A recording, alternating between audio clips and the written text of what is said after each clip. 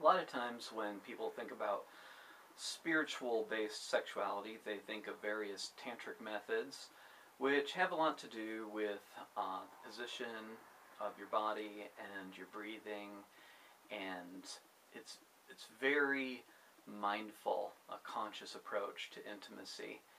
And there are also spiritual perspectives that have to do with the man not ejaculating and this preserving a certain kind of life force. And in French, what is it, le petit, can't remember the full phrase, but there's a phrase for orgasm that is equivalent to the little death.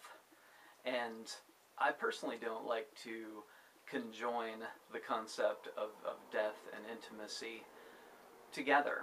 And those that think that, you know, you have to preserve the amount of orgasms you have or the times that you ejaculate if you're a male, then there can be a self-fulfilling prophecy with that kind of belief system. But it, to me, is a very archaic and kind of ignorant understanding of how life works. So I don't subscribe to the idea that ejaculation is bad on that level. And beyond the concept of running out and dying prematurely, if you will, there's also this idea of preserving your life force and the energy that you need to function in your life by not ejaculating and moving to a full body orgasm. And, you know, if that's your thing, fine. But I also want to, again, look at this concept of the self-fulfilling prophecy, that I believe the way energy really works is about a connection to your true purpose. And when you are aligned with your purpose and you're living congruently, energy just naturally flows through you. It doesn't matter what you're doing with your orgasms or ejaculation and so forth. It's about alignment with spirit. So I think it can be problematic to confuse where your energy comes from.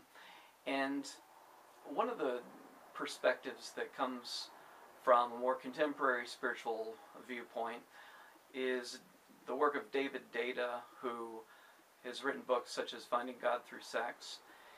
And a lot of his work I do resonate with, not all of it, because he also gets into the whole ejaculation, holding back thing. And, but it's about contact, it's about presence, and being present with your lover. And this for me ties in with what I think is fundamental about spiritual sexuality, is honesty and communication. If you are known with your partner and loved and known, a lot of people feel like they're one or the other. They're loved or they're known, but they don't feel they can be both because it's too risky, it's too vulnerable. But if you are willing to be known and seen and still feel loved, that can create a higher vibrational experience with intimacy. And communication is important because whatever comes up for you in the moment, like being able to ask for it and having a partner who's willing to give what you desire in, you know, both directions of the partnership, this kind of ability to communicate both verbally and physically and reciprocate and move through your desires. Because sexuality is a real chance to let go. And so that's why, for me, the idea of just making it about positions and Kama Sutra and other kinds of, you know, techniques doesn't really resonate or feel congruent, because it's about just being expressive and in the moment and communicating what you desire in the moment. And, you know, if what you want in the moment is to, you know, both be sitting upright and, you know, interjoined and, you know, face to face, sitting upright and little movement and working on your breath, if you feel drawn towards that, then go for it. But it could be a more carnal experience, a more, you know, animalistic kind of organic experience that just arises naturally, and you can move through that. I think a lot of times it's artificial, not just in spiritual sexuality, but all kinds of spiritual techniques and approaches to try to perform in a certain way or act in a certain way, as opposed to moving through what has a charge for you. And I think that when you move through things that have a charge, you satiate it and you progress and you evolve, but you don't, in my belief system, get rid of your more animalistic, primal aspects of your being by suppressing them. That's a more Freudian perspective of the, the id, the idea that it has to be suppressed and controlled for people to function in society and that kind of thing like that.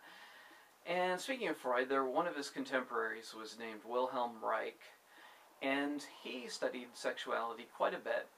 And I think a lot of his work is quite interesting. He looked at the process of intercourse in terms of there being like 4 or 5 different stages, and each of these stages having either a healthy or an unhealthy component to it.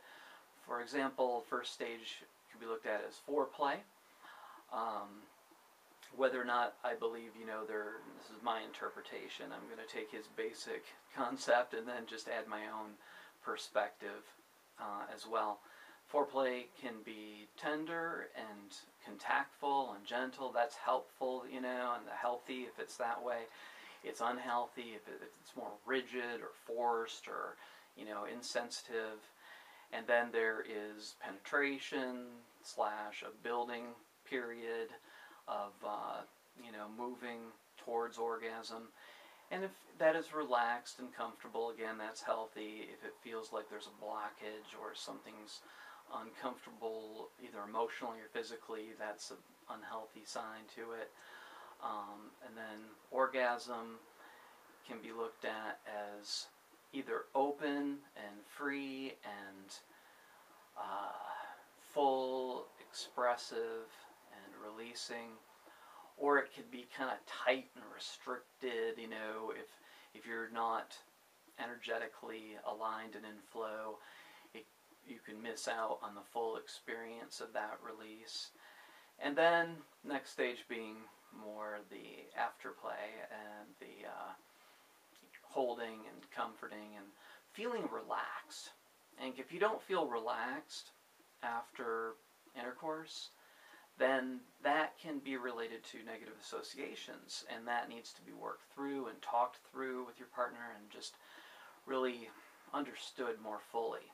Because, a lot of people, they've been through various negative experiences with sexuality, and so instead of feeling more relaxed and comfortable afterwards, they feel triggered and just negativity comes up within them, which is not helpful in terms of their healing process. And sexuality, I think, can be a healing process. I think anything that is used by the ego, used by the body, can be used by spirit. And sexuality, obviously we've been designed biologically for that to feel good, because of if it didn't, we would, wouldn't have been able to populate this earth so grandly as we have, because, you can't wait, if genitals were neutral, can't wait for them to randomly bump into each other and achieve insemination. There has to be that pleasure. So that can be used by the ego to escape life. It can be used by the body as just the movement towards procreation. But it can also be used by the spirit in terms of an opportunity for there to be love. Because the more spiritual you become in terms of your focus and your identity, then the more sensitive that you become to energy. And so just fooling around with somebody that you're not truly connected to, that does not feel appealing when you're spiritual and sensitive. If you're armored, it doesn't really matter. It's just two bodies, you're not feeling everything so much. But if you are to become so close that your body can actually be joined with another person, then that is a sign that there's a comfort there. And sexuality can be used as a barometer of your comfort level with that person. I believe we're entering a phase of our existence, if we are choosing to be open to it, in which there is a greater sensitivity, a greater awareness of the other in terms of what is really going on for that person. And because of this, it's harder to be inauthentic with another person, to lie, to hold back. If there's any kind of incongruence, you're going to feel it. So, because of this, I think relationships are more challenging in the sense that it might be more difficult for people to find somebody that they're compatible with, because they're not going to put up with any bullshit compared to past generations that put up a lot of bullshit and ended up miserable for years and years. People aren't going to waste time. The more and more humanity evolves, there needs to be a true compatibility, a true sense of closeness and trust. And so sexuality, I think, can be used in the spiritual realm to connect more deeply, and to, you know, if you have overvalued your physical identity, or if you have been objectified or sexualized, then there's an opportunity to replace those experiences with love and tenderness and closeness, and sexuality can provide that. But you have to be willing to be known by another person, and to know that other person, and to, you know, allow the surrender that goes along with that kind of deeper connection. And then from there, I personally, you know, again, do whatever you feel drawn to do, but I feel there can be some real advantages to letting go of thoughts and techniques and all of these kinds of, you know, practices that are aligned often within spiritual, sexual literature, and then just be present in the moment. Get in touch with your feelings, your partner's feelings, and just, you know, surrender more fully into the moment.